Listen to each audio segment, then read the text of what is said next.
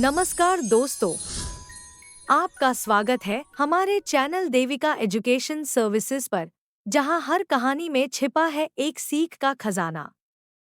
आज हम आपके लिए लेकर आए हैं एक अद्भुत और प्रेरणादायक कहानी जिसका नाम है भेड़िया और भेड़।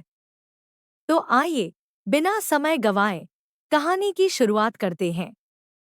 एक समय की बात है, एक हरे भरे जंगल में एक शांत स्वभाव की भेड़ रहती थी। वो जंगल के किनारे स्थित घास के मैदान में पूरे दिन मस्ती से चरती और अपने जीवन का आनंद लेती। भेड़ बहुत दयालु और भोली थी, लेकिन उस जंगल में एक खतरनाक और चालाक भेड़िया भी रहता था, जो हमेशा भेड़ को अपने शिकार के रूप में देखता था। एक दिन भेड़िया बहुत भूखा था। उसने सोचा, आज तो इस भेड़ को किसी भी तरह से पकड़कर खा ही लूंगा। लेकिन वह जानता था कि भेड़ बहुत तेज दौड़ सकती है, इसलिए उसने एक चालाकी भरी योजना बनाई। भेड़िया भेड़ के पास गया और मीठी आवाज में बोला, प्यारी भेड़, मैं तुम्हें नुकसान नहीं पहुंचाना चाहता। दरअसल मैं यहाँ तुम्हें एक दोस्ती का प्रस्ताव देने आया हूँ। हम दोनों इस जंगल में अकेले रहते हैं, तो क्यों न दोस्त बन जाएं?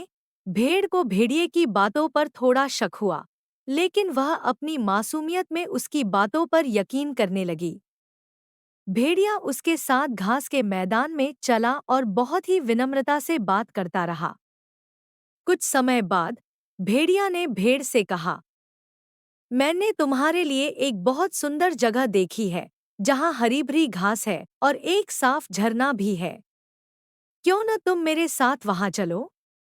भेड़ को भेड़िए की बातों में एक बार फिर सच्चाई लगी और उसने उसका साथ देने का फैसला किया।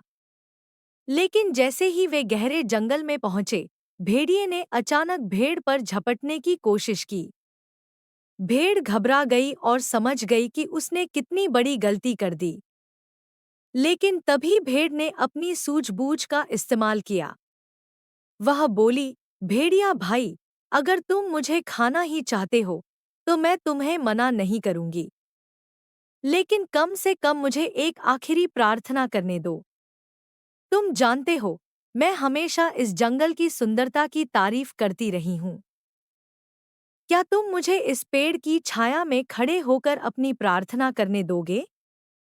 भेड़िया भले ही चालाक था, लेकिन भेड़ की बात सुनकर थोड़ा असमंजस में आ गया। उसने सोचा कि एक प्रार्थना से क्या फर्क पड़ेगा। उसने भेड़ को अनुमति दे दी। भेड़ जल्दी से पेड़ के पास गई और तेजी से चढ़कर उसकी ऊंची शाखा पर पहुंच गई। अब भेड़ नीचे खड़े भेड़िए को देखकर मुस्कुराई और बोली, धन्यवाद भेड़िया भाई, अब मैं सुरक्षित हूँ। तुमने मुझे अपनी सूझबूझ का इस्तेमाल करने का मौका दिया और मैंने अपनी जान बचा ली। भेड़िया गुस्से में दांत पीसता हुआ वहां से चला गया। इस कहानी से हमें यह सीख मिलती है कि संकट के समय में भी हमें घबराना नहीं चाहिए। यदि हम अपनी समझदारी और सूझबूझ का सही तरीके से इस्तेमाल करें, तो हम बड़ी से बड़ी परेशानी से बाहर निकल सकते हैं। तो दोस्तों, कैसी लगी आपको आज की यह कहानी? अगर आपको यह कहानी पसंद आई हो, तो इसे लाइक और शेयर करना मत भूलिएगा। और हाँ, हमारे चैनल को सब्सक्राइब जरूर करें, ताकि ऐसी और भी प्रेरणादायक कहानियाँ आप तक पहुँचती रहें। धन्यवाद और अगली कहानी तक बने रहिए हमारे साथ।